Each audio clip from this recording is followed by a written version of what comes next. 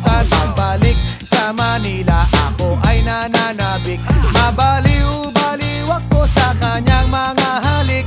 Okay lang, di maiwasan na mamiss paminsan-minsan. Pero pag kami nakita, aking panggigigilan. Di ko siya titigilan when she comes. Di ko siya titigilan when she comes. Di ko siya titigilan, di ko siya titigilan, di ko siya titigilan when she comes. Kay ganda ng aming samahan at walang nanlalamig. Mas pa sa mag-asawa